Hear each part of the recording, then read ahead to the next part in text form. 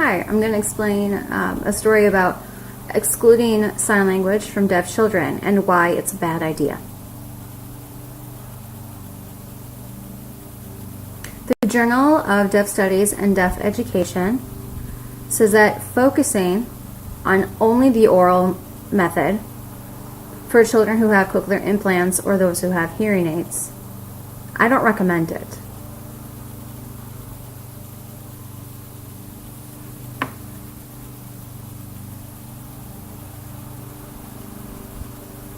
All of the research and all the discussions compiled together agree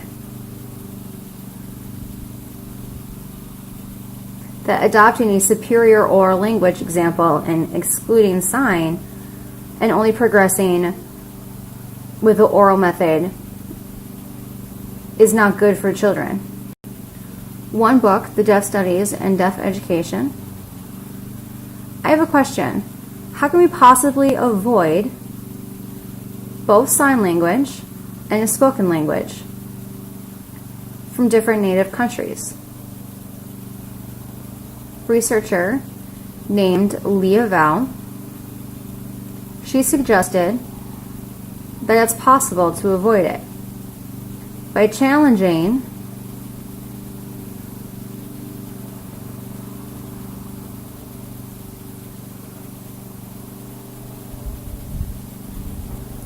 Leah Val challenged a statement by saying that including sign language instead of only the oral method is the better choice. Exposure of ASL to all deaf children, it doesn't matter if they have any certain hearing level or any hearing problems or a cochlear implant.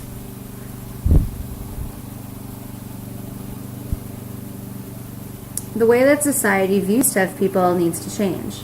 Most of the time, deaf people are viewed negatively.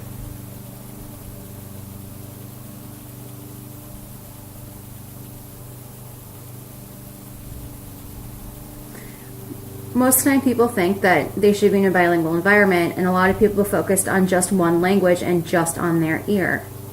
But then you focus on the person and their skills and their linguistics and put them in a bilingual environment. It's perfect. This way they can develop. We all need to change as a society.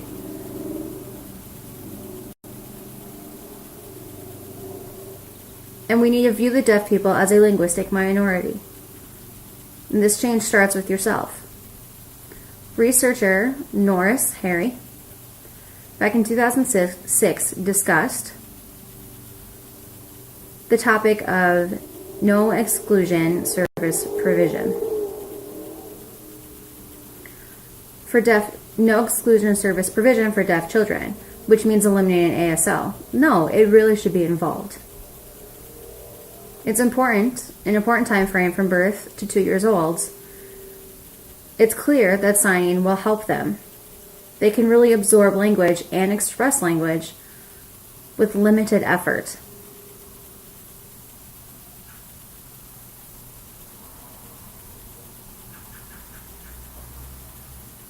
So why are people protesting this?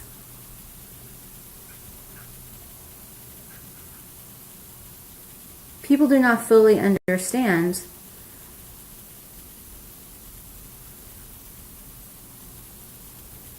that there's a mental crossroads between spoken language and sign language. Studies keep showing up that there are specific language challenges, like music for those with cochlear implants. Kids who learn with sign language can understand English. But those with spoken language, they haven't really delved into that yet. It's hard for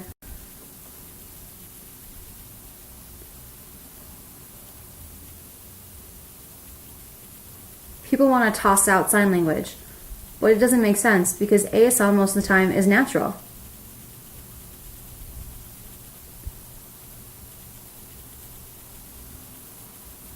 Back to Norris's proposal of the no exclusion service provision.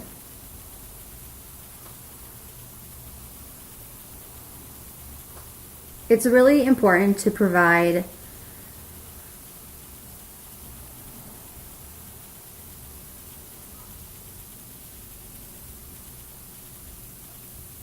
people are scared to include ASL, but really it's the opposite. We want to encourage them to include it so that their child's skills can develop and they can proceed. Quality is important. Most of the time,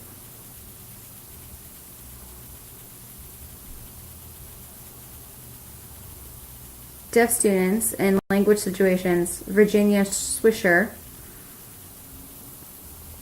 research that deaf children often have a very tough time learning language. Because if you look at their parents, most of them are hearing, 90%. And as their parents are learning, it's very awkward. So then for the kids, it's awkward. So natural communication doesn't really happen.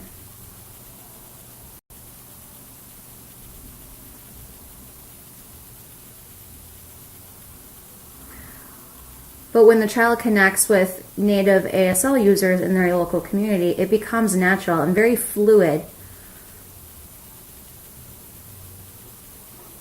But remember that those 90% of families who are hearing, look at education programs, or most of education programs are run by hearing people. So it's very tough and not very natural.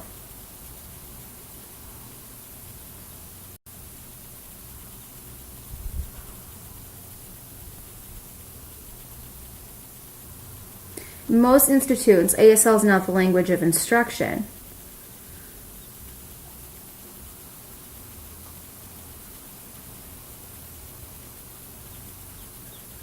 Usually sign language that's used is manual coded English. Kind of like voicing and signing the same thing, and it's not very fluid. It's very choppy. It's harder for the student to understand. But if you look at ASL, they think, oh, it's very hard to learn, but because students have this opportunity to learn it through a natural language source from teachers. All of these publications were from about 10 years ago. But now there's a lot more bilingual research that's being set up.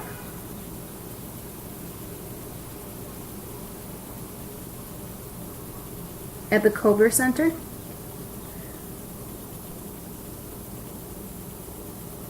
bilingual education is really growing and expanding. At Gallaudet, there's also more institutes now that are using this approach. There's about 30 institutes.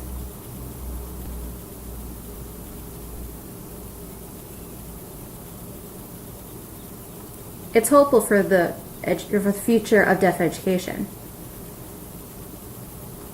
There have been mistaken concepts that if you have a cochlear implant or if you have a hearing aid, you can't go to those programs. But it's still important, and it's important benefit to really grow both languages and involve your hearing parents in the process.